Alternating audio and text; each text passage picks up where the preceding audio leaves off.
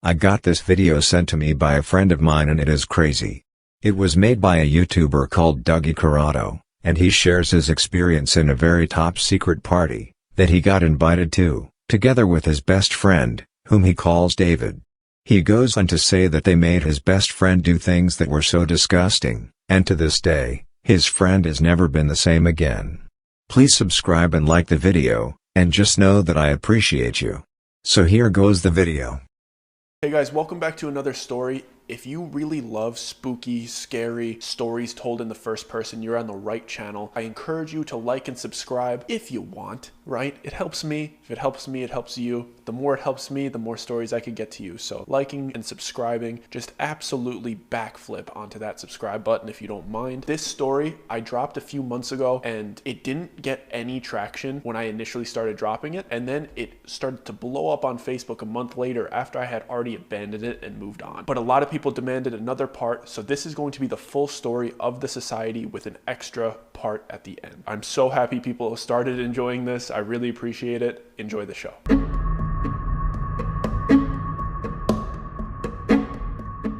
So this story is the reason I stopped making content for 5 years. You guys remember when all those Vine stars and skit Instagrammers moved to LA in like 2015-ish? So I wasn't a huge creator at the time, but I was there and around it all as all of that stuff was happening. I moved from Chicago to LA 3 weeks after high school with like $2,000 in my pocket that I saved up working at Steak and Shake with this other aspiring creator named David. I was much more into editing and being behind the camera at that time, and he was much more into Vine and vlogs and being on camera. That time of our lives was absolutely crazy. Everybody was broke, posting anything we could onto YouTube to get some attention. I happened to get a spot at the now notorious 1600 Vine apartments, and David got a spot a little bit closer to USC. Everyone was collaborating with everyone, and it was the era of clickbait YouTube. And to be honest, it was extremely fun for the first few months, until Hollywood started to notice that influencers were the next big thing, and that the landscape of the industry was changing. And we started to get invited to more exclusive parties and events, where it seemed as if old Hollywood was almost grooming new Hollywood. And there was rumors of this one gathering that was happening on a monthly basis, where it seemed like anybody that got invited saw a massive jump in their numbers, secured huge brand deals right after attending. But apparently this gathering worked on a buddy system. Someone had to vouch for you and bring you as a guest. And by blind luck, me and David ended up getting invited. Some talent agents saw me and David shoot a silly skit at a random party. He didn't invite us that second, he just told us that he saw something special in us and took our contact information. And listen, people do that all the time in LA, but this guy had a different feel to him. He wasn't trying to convince us he had connections or hype himself up like everybody else does. He was just super calm and had a sharp way of speaking that demanded respect. He was extremely brief, and after getting our numbers, he just said, "Look out for the invite," and walked away. And this is where it gets weird. I never gave this guy my address, I only gave him my number. But I ended up getting an invitation by letter. And at the time, I thought that that was so cool. But in retrospect, as an adult looking back at it, that alone was a huge violation of privacy and a major red flag. But at the time, when I tell you I was absolutely buzzing with excitement. When I got it, the letter was so extravagant and detailed. It was gold with black and red lettering that read something like, "Your talents have been noted, your name has been endorsed, and I'll never forget this part. The dreams you have been chasing are a night away through the seventh heaven." And the address was a beautiful home in Laurel Canyon that was set to happen that weekend. It also noted to not be a minute late and not to expect to leave before midnight. And at the time, it felt like the Willy Wonka golden ticket. And the excitement doubled when I got a text from David at the same time, in all caps saying, "Did you get one too?" I felt like our lives were about to change. And I was right. David blew up after this party, and I had to go into hiding. I felt like our lives were about to change. And I was right. David blew up after this party, and I had to go into hiding. When I tell you I was on cloud 9 leading up to that party, I mean it. I was so young and naive and delusionally optimistic. I truly believed that I was going to go to this party and leave rich, because it literally seemed like that was happening to the creators around me that attended. I was hyped. I've never been a braggy person, but when you're young and excited, you get consumed by good news and want to talk to your friends and peers about it. So everybody that I chatted with who I knew was a content creator and was in the know about this party, I couldn't help but to tell them. And all the feedback was positive and along the lines of, "Let me know how it goes," or "Can you try to get me into the next one?" And even some from bigger creators saying, "I'll see you there," with like a little smirk on their face, like they were pumped for me. Except for one conversation with a creator that most of you probably know. This creator is an extremely positive guy, and he's one of the most wholesome, bubbly, genuine guys I met out there. And when I told him the good news, he looked at me like I told him a tsunami was headed towards the building. The usual joy that this man brought to every conversation turned into real fear and concern, and he made me leave the lobby and come up to his apartment before explaining anything to me. Like he was scared that somebody was gonna overhear our conversation. When we got up to his apartment, he was just pacing, like he had no idea how to start this conversation. But when he finally spoke up, all he said was, "Listen, Doug, I know you're excited, but I'm begging you, please do not go." go. That man is not who you think he is. He was being so frantic and I could see tears welling up in this guy's eyes. But I was young and I thought that I knew everything. I didn't even think the talent agent that sent us the invite was important. I was interested in the connections and I didn't really care if the talent agent was shady or if his intention was to sign me to a bad deal. I thought I'd just say no to any bad contract that he tried to send me, but still get to reap all the benefits of the party. So I tried to pry a little bit and ask follow-up questions, but all he gave me was, I have a friend who went and he hasn't been the same since he didn't cooperate. I don't know what he saw or what they did to him, but Doug, I do not want to see that happen to you. I don't know what he saw or what they did to him, but Doug, I do not want to see that happen to you. I start reassuring him that they won't make me do anything that I don't want to do. I don't even drink, let alone take any party favors. So peer pressure isn't much of an issue for me. I make up a lie to get out of the situation because, to be honest, I selfishly wanted to stay excited about this party and I really didn't want to hear anything negative about it. So I jokingly told him that I'd text him when I got home and that I had to leave to edit some videos tonight. What I was really doing was calling my dad to beg him for $100 to buy a rental suit. Mind you, we were all still poor and I was living in an apartment that I could barely afford. My dad reluctantly sent me the money and I immediately texted David to pick me up tomorrow at 5 p.m. so we could both get our suits before the party and grab food before we head to the party at 11. When David picked me up the next day, he was so excited and in such a great mood that I had to hide my concerns from him, at least while we were shopping for the rental suits. I had to manufacture excitement because David always has his camera out, and I wouldn't just be spoiling the mood, I would be ruining the content that he was trying to record. So I went along with it throughout the shopping process. Our plan was to drop his car off at my apartment, walk to the In-N-Out Burger on Sunset Boulevard, eat, and then change into our suits in the bathroom and hop into the Uber, so we didn't smell like burgers. When we finally sat down to eat, I took that opportunity to bring up the warning that my friend gave me the day before in his apartment. I told him everything that he said to me and how scared he looked when he said it, and that I was feeling a little bit worried about going to this party. David cut me off before I even got to finish my sentence and firmly said we're going, and then went on a rant about how my friend is a jealous clout chaser and that he's just salty that his content isn't good enough and would never be invited to something like this. He said it in a half serious, half joking tone like he always does when he wants to get his way. Then he finished off by guilting me and saying, Doug, don't ruin this opportunity for us. Please just get through this party for me. I'd never heard anybody talk about my friend that way, but I'd known David for so much longer, so I trusted his judgment. So I nodded my head and called the Uber. We changed in the bathrooms and hopped into the Uber, and David starts recording again, so I have to pretend to be excited again. But once we got off the side streets and started driving up Laurel Canyon, I started getting anxious and internally panicking. If you're not familiar with Laurel Canyon, it's filled with beautiful homes, but at night it's extremely dark and borderline freaky, especially when you consider all the history with the Manson murders in that area. Part of me feels like we're dropping ourselves off into a setup, but once we arrive, all of my worries get washed away. We pull into the driveway and this house is beautiful and extravagant,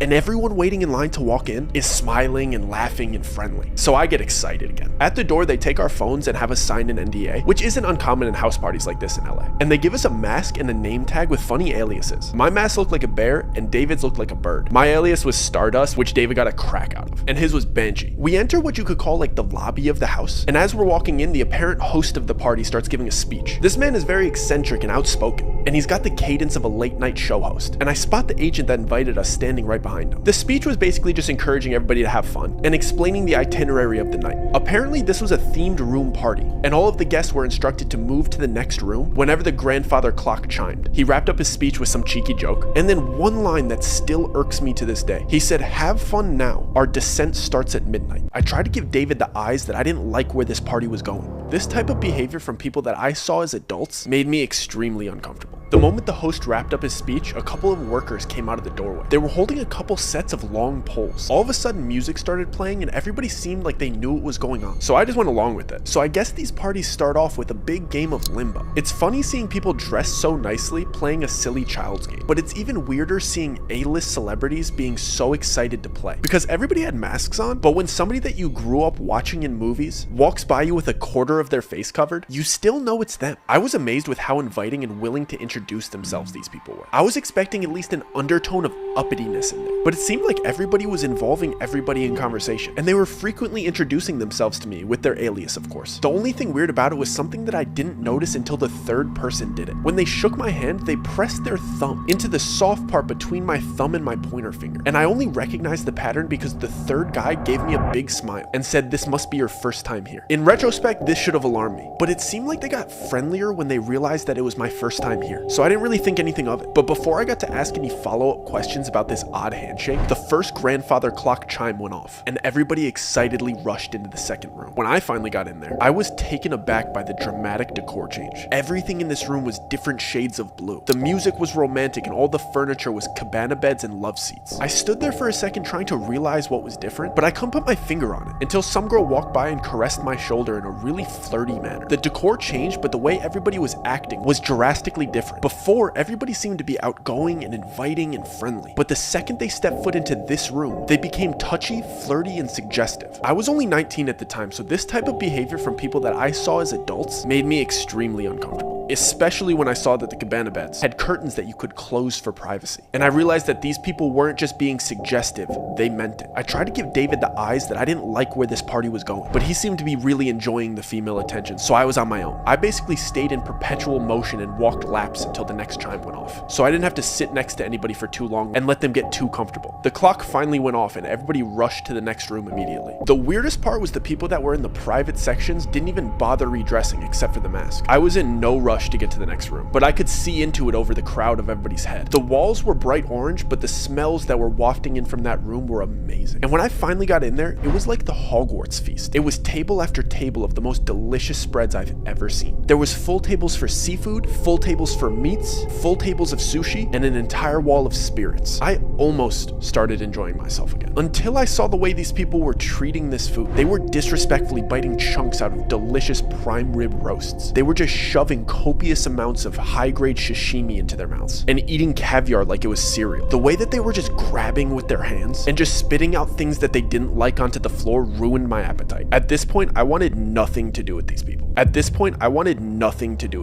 So I went up to the only familiar face in the room. The agent that invited me was the only other person not eating. So I approached him and lifted up my mask, so he'd recognize me considering we'd only met one time. Before I even got out my greeting or got my mask halfway off my face, he abruptly pressed my mask back into place and sharply said, "Mask stay on till the 6th room." He did it in a way that seemed like I was embarrassing him for not knowing the rules. So to ease the tension, I jokingly replied, "So we're only halfway there, huh?" He didn't laugh or make eye contact. He just dismissively replied, "I encourage you to engage in the festivities. A slow drip is better than a flood." He started to walk towards the door as the clock chimed for the next room, like he knew it was about to go off. I didn't like that interaction at all. He's the one that invited me here, and he seemed to have no interest in talking to me. I just kept going over what he said the entire time while we were in the next room. This room was yellow and basically just a casino. I wanted to talk to David privately and let him know that I wanted to leave, but he seemed to just be caught up in the momentum of the party. Plus, there was a roulette table in the room, and David's freakishly good at roulette. So at this point, the winning streak that he's building is the center point of the party. I can't fully focus on what the agent said to me because I have to pretend to be excited about David's winning streak in a fake casino where you're not actually winning money. And like clockwork, the chime goes off. The entire party starts rushing to the next room again, and the vibe changes dramatically. I'm the last person to walk into the bright red room. This room didn't seem to have a specific activity like the others. It was just empty and bright red, and everybody was whispering to each other. For a split second, I thought it might be a big game of telephone or something silly like that, but as I started walking through and brushing shoulders with these people and hearing what they were saying to each other, I started questioning everything. The same people that I saw laughing and celebrating and eating together were whispering the most heinous, offensive comments directly to each other. I mean things that you wouldn't even say behind your friend's back, they were saying it to their face. I'm talking friendship-ending secrets and personal opinions about each other laced with envy and jealousy. I hurried to a quiet corner because I was sick of hearing everybody's dirty laundry after walking around for a minute and a half, and it all clicked. I knew exactly what this party was. I see the host ask the first person in line a question before having them repeat something that he said. When I tell you I am done with this party, I'm absolutely not doing that. All the dots start connecting in my head while everybody's being horrible to each other around me. I'm trying to recap the whole night and remember the order of each room to solidify my suspicions, but the chime for the next room goes off. This time, everybody gets eerily quiet and calm, like they got all of their venom out. The host of the party announces for all of the newcomers to come to the front. All of the attendees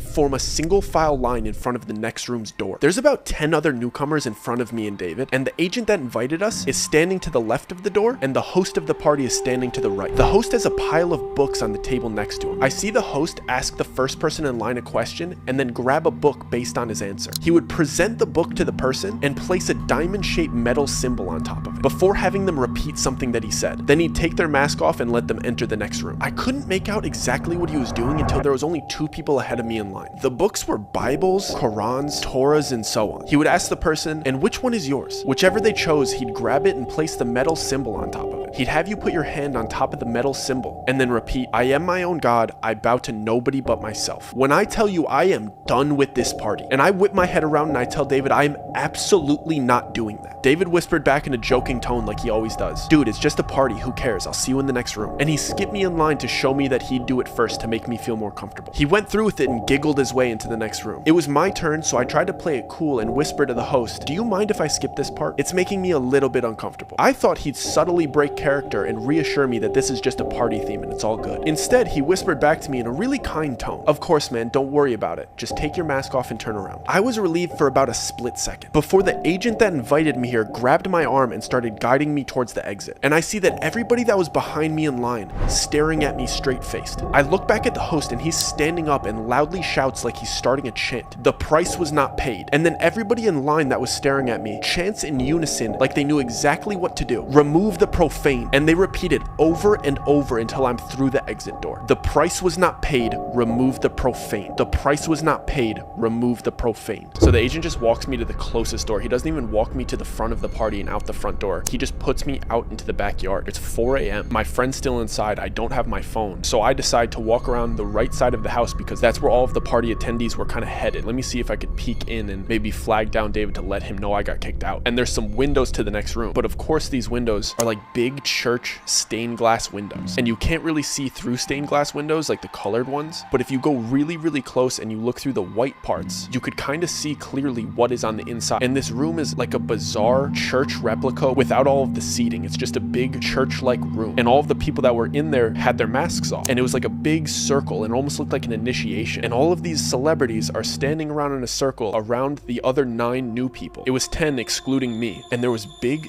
TV grade cameras recording, and it looked like the group of celebrities and everybody else that was there was kind of cheering them on, but then there was clearly people in there that were much more serious and kind of threatening, and the 10 new people were in the middle of this room being forced to do horrible things that I wish I could unsee. And the new people clearly didn't want to do these things. They were being forced to do these things. And they were clearly recording it. And I see my friend being forced to do these horrible things in front of these people and in front of these cameras. I just start panicking. I don't know what to do. So in my head, I'm like, I just need to get out of here. So I start speed walking to the front of the house. And I'm thinking, I need to get out of this gate. There's only one street. We're on Laurel Canyon. So it's either I go left and start running towards Studio City, or I go right and start running towards West Hollywood. I'm not about to go knock on other people's doors. I'm just trying to get back to like civilization. And I'm trying to remember if we're closer to Studio City or if we're closer to West Hollywood. I don't even know. As I get to the front of the house, one of the employees is standing there, and he's standing in front of a car and he has my phone. I'm not sure if he knows that I just saw everything, so I'm kind of standing there deer in headlights, but he just politely goes, here's your phone and here's your ride. Don't worry, the driver will take you home. So I take my phone and I sit in the car and I'm trying to gauge to see if this driver has any malicious intent, but he doesn't seem to. And within the first 3 minutes, I know that they don't think I saw anything. They were just getting my stuff prepared and my car prepared to take me home, because they're under the impression that I didn't see anything too bad, and I got kicked out before any horrible things started happening to people inside of this party. So I get in the car and I'm checking my phone. My phone was fully charged when I got here, so I don't know what they did, but my phone won't turn on. I have to sit through this 30-minute car ride. One of my best friends is back at this party getting mistreated and recorded doing horrible things, and I can't tell anybody. So I get through this 30-minute horrible suspense-filled car ride thinking about all of the people that were so nice to me inside of this party, and the whole intent of this party was to butter me up to get me to do these horrible things. And when I finally get back to my apartment, I run upstairs, I plug my phone into the charger, and the first texts that come through are from my friend Joe. And I completely forgot that my friend Joe was coming to visit me. He was coming on a little mini vacation, and I was going to play tour guide and show him around the city. So now I'm thinking I only have like 4.5 hours to sleep before I have to go pick up my friend from the airport,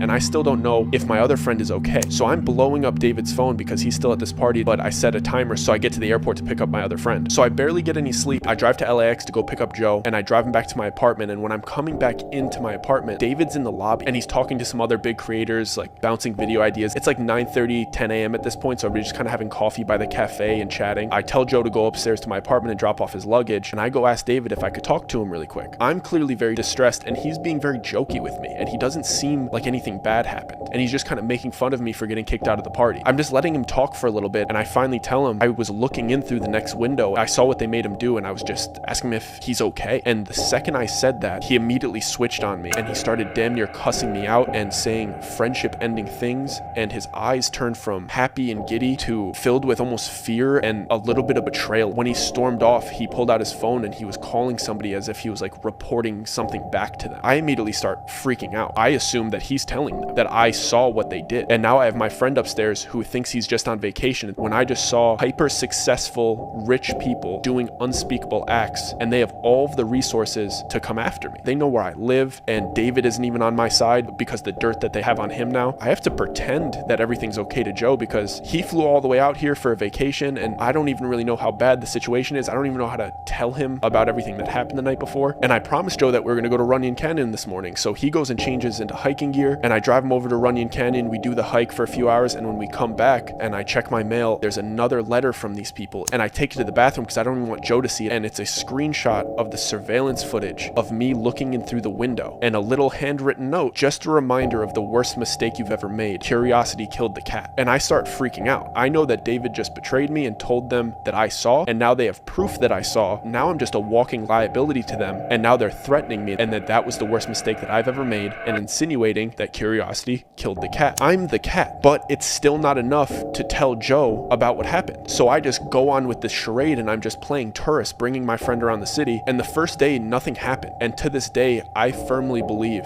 that the only reason they didn't do anything to me is because Joe was there with me that whole week, and he had just finished the police academy, and he was officially a police officer. So I think me being with him is the only thing that kept me safe, because they weren't willing to do anything to a police officer. And I knew for sure they were keeping an eye on me the next day, because Joe asked me the night before if I had half and half for our coffees the next morning, and I didn't have any half and half, and he just jokingly said, "Who has coffee and doesn't have half and half?" It was a conversation in passing, it was a joke, and the next morning we woke up and there was a full half and half in my fridge. And the only reason I noticed that is because Joe said, "Thanks for running out early and grabbing half and half. You didn't have to do that." I was kidding. I didn't go and grab that half and half. I knew that somebody was not only listening, but entered my apartment that night while we were sleeping. And then they started to do these things that only I would notice. Things that if you told anybody, they would look at you like you were crazy. Each night that we came home and we were just winding down and watching TV, I would go to turn my TV on and the remote control wouldn't work. And I would check the batteries, and the batteries would be switched from positive to negative and negative to positive. Like they came into my house and just flipped my batteries. I know that my remote control worked the day before, and they just needed me to know that they were in my house and flipped my batteries, just to let me know that they were invading my privacy on a daily basis. And then it started escalating to when I would take Joe to lunch, or we would pop to the grocery store, or we would go to the movies, and we would come back to the car and my left blinker would be on. They would just open my car and put it down, and every time we would come back to the car, my left turning signal would be on. It happened like 6 times. How can I tell anybody that somebody broke into my car and turned my left signal down? It's something that only I would notice. And I can't tell Joe because I'm not trying to scare him, and it's also something that I don't even think he would take seriously. He would probably say, "You probably hit it down when you were stepping out of the car." And then things started to pick up. They started to do very specific things to me that weren't just by chance. We came home one day and I locked the door behind me like I was doing every time because I was super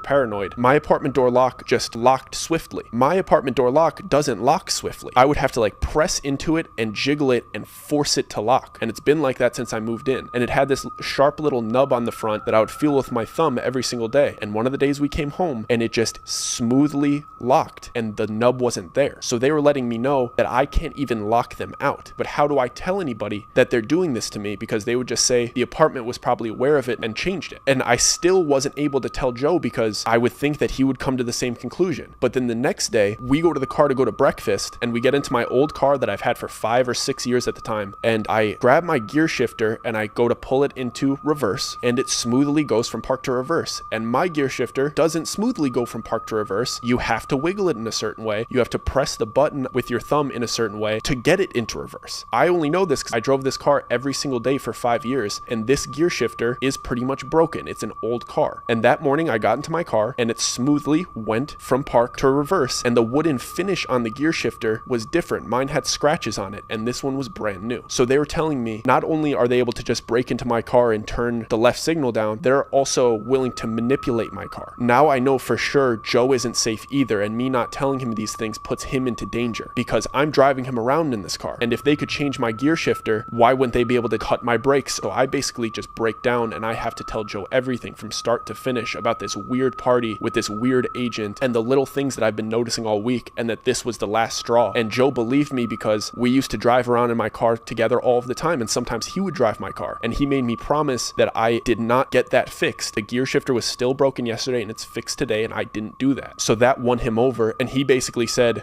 we need to get out of here. It shook him too. He didn't like the idea of these people in the house. When I told him I didn't get the half and half, when I told him all of these things that were adding up over the last couple days, it freaked him out. And he's like, bro, we got to go back to your apartment. We got to get your stuff. We got to get you out of here. Then my entire world is shattering. I moved out here and all of these things were going great for me, and I had a place and I had friends and I didn't want to leave. Maybe the stuff will die out. I'll be able to work with other people. It's going to be okay. I don't want to just leave my apartment, leave all my stuff. But Joe insisted that we went back to my apartment to grab his stuff and mine and then go stay at a motel before he leaves the next day. And when we got to my apartment, David was in the lobby with other creators by the cafe again, and I went up to him. I didn't really have any idea about what I was going to say to him. All he did was hand me a coffee, ignore everything that I said, and walk away. But then when I looked at the coffee, it had a little napkin wrapped around it. I saw that something was written in Sharpie on the napkin. It said, "I'm so sorry. You have to leave tomorrow with him. Otherwise, it's me and you." And I went upstairs and I packed a couple backpacks and I left LA the next morning with my friend, and I never went back. Joe and I rushed out of that city as fast as we could. I packed as much of my stuff as I could, and we just started driving. We were both genuinely scared for our safety at that point. So we decided to skip Joe's scheduled flight and just drive to Las Vegas. And then we were just gonna fly home from there. There was something that just felt comforting about being out of the state. Not to mention, Joe wanted a real briefing about what went down, because I had just basically told him the cliff notes and begged him to believe me so that we could pick up and leave as soon as possible. For the first 2 hours of the drive, we primarily kept our heads on a swivel and just made sure that we didn't take any wrong turns to further extend this trip. There were a few cars that made me feel like we were being followed, but it was just my paranoia enhancing an A-type personality driver into a stalker. Once we were out of California's state lines and into Nevada, we could both finally exhale. I felt real relief wash over me for the first time since I got kicked out of that party. We stopped about 15 minutes into Nevada at a pit stop. We used their Wi-Fi to book a hotel for Vegas that night, along with the plane tickets for the next morning. Once we had our escape plan fully booked, Joe just started laughing, and I couldn't help but just start laughing too. We shared a lot of crazy stories growing up, and we always seemed to find ourselves in sticky situations together. So it was just hilarious that his fun trip to visit me turned into this. It felt really good to laugh about it because it made me feel like it was finally over. We got back into the car to continue our drive, and Joe playfully said, "So you have 1 hour to explain to me why we're fleeing Los Angeles over some half and half and a gear shifter before we get to Vegas and we make this trip worth it." I realized how bizarre this whole situation must have looked from his perspective. He flew in for a fun vacation and arrived to see his friend in a crisis. As I started to explain to him the series of events, things really started to click for me, especially with his input as a police officer. I'm gonna recap some of the events that I had already explained, but with the conclusions that we came to together. Clearly, the man that invited us to the party was a predator, and we were just perfect targets for him. We were young kids with enough of a following on socials to influence all of the other young creators in the area. We had just made a major change in our life by moving across the country, and we were completely isolated from our families who we could consult with about important decision making. And we were in a bad financial situation because at the time, just having a following on the internet didn't equal revenue. We were perfect targets to be indoctrined into a system where they could have full control over our budding careers. And apparently that's exactly what cult-like communities look for potential members. Not to mention, we were in LA trying to make a career in entertainment, and it seemed like they held the key to our dreams. As I was explaining to Joe the invitation and how it showed up to my house, we came to the conclusion that this guy approaching us at that party was not a coincidence. He had to have been scouting us prior to the time that I thought that we just met by chance. The party itself was a trap as well. When I finally had the chance to process what he said to me about the slow drip is better than a flood, it really started to make sense. Each room was designed to slowly introduce you into giving into temptation and sin. Everybody there being so nice and inviting was clearly on purpose. Seeing all of these people that you've looked up to for years indulging in these temptations of each room and inviting you to join in with them is perfect peer pressure. You don't want to let your idols down, so you voluntarily engage in an activity in each room that just gets progressively worse and worse. And of course, they start with flirtiness and overeating delicious food. And of course, spirits, because those things are so easy to give into. But the temptations of the night keep getting worse as you go on. He wanted me to feel the slow drip, so when it was time to commit the heinous acts of the 6th room, it didn't feel like a flood. It's clear why they kicked me out when they did. I wasn't indulging the way everybody else had. And when it came to the time to defame my religion, it was the last straw. Most people, like myself, would think it was just part of the party theme. But to them, it's the test to see if you're broken down enough to defame your religion for the fun of the party. That's why the 6th room was the flood. It was dramatically worse than the rooms that I had experienced. And the only way somebody would give into the peer pressure pressure to do what they were doing in that room is them being primed to do so with everything that happened before, and had just spoken the words that they're not God-fearing. I realized that the people that would go to that party didn't just blow up overnight because of the power of that little cultish group. They scouted young creators like myself and David, who they believed were going to blow up regardless of their help, and get them to commit heinous acts on camera. So when they did eventually blow up, they had the perfect blackmail on them to control them. They would try to get to you early, so before you were making money independently, so that they could control you. Because if you were already established and wealthy, why would you even care about going to a party like this? You just don't care. It's too late for them to infiltrate your life. Do they help you with big collaborations? Yeah, but these collaborations are built off of fear and trauma. That's how they keep their group so tight. You can't get into this group unless you also do these horrible things. They kicked me out and let me leave because they thought I actually didn't see anything too bad. From the outside perspective, I had just gone to a cool A-list party in a beautiful home filled with beautiful people and amazing food. I couldn't say anything bad about it publicly without sounding bitter that I got kicked out. That's how groups like this need to operate. From the outside looking in, it has to look amazing and wonderful to be a part of. From the inside, they need blackmail that's so bad on you that you can never speak out against it without getting your reputation destroyed. It made sense why they went after me the way they did. They need to do things to me that only I would notice because they couldn't be seen openly harassing me. It would make them look bad. So they had to infiltrate my privacy and scare me secretly. I still don't know how far they would have gone to get me to leave the city, if they would get violent or try to get me to fall victim to an accident. But they wanted to scare me out of the city. And I thought back to my very kind friend that warned me about this party and how secretive he was being about how much he knew about it. He couldn't just openly say how weird those people were because it would make him a target. He just knew that if he kindly declined their offers and acted like he knew nothing about them, he could go about pursuing his career unbothered. And it really made sense why they would target potential big creators as well. Because if the kid with the most clout is a part of this group, and the only way to collaborate with him was to go through the same indoctrination, they would be able to control an entire generation of creators. To be honest, they're very good at what they do. There was a clear system that they followed, and the way that they approached harassing me out of the city, it was done at a professional level. Joe told me that it's called gang stalking, and that most of the time it actually isn't happening. And what I mean by that is most of the time that somebody reports that a crime like this is being committed, it's actually a paranoid schizophrenic having an episode. So they harass you in a way that even the police department would consider it a mental disorder, opposed to gang stalking. Everything about the way these people operate is cult-like, and everything that they do is intentional. I was never even a conspiracy theorist or anything like that, but my perspective on show business in Hollywood completely changed on the way to Vegas. All the dots connected, and I saw how truly evil some people in that industry actually are. And when I got to Vegas, I started to see how openly they show it. I know I've spent this whole time talking about how secret and exclusive this party was, and how everybody that knows about it has their lips zipped shut, but when we had arrived at our hotel near the strip, I started looking around at the big signs and promotions, and they really don't hide it. There was cultish symbolism in all of the music, live performances, and movie trailers. What used to look like just cool designs and eccentric artists was blatant symbolism for what was actually going on. I will never look at showbiz the same after that. I'm extremely happy being an independent artist, safe in the middle of the country away from those cultish hedonists. I never received another letter or heard from David again, but what I can tell you is that everybody that was affiliated with that group became massively famous, but everybody involved fell as hard as they ascended and have had even more massive controversies. And to anybody pursuing a life in the arts or social media, do not fall into this trap. They will promise you everything that you've ever wanted, but they'll take it away whenever they please. And I promise you will hurt the people around you in the process. Welcome to the society. Guys, if you enjoyed this story and you want to watch more, I have plenty of full stories and episodes on the channel. We have the stairs, the giggler, and we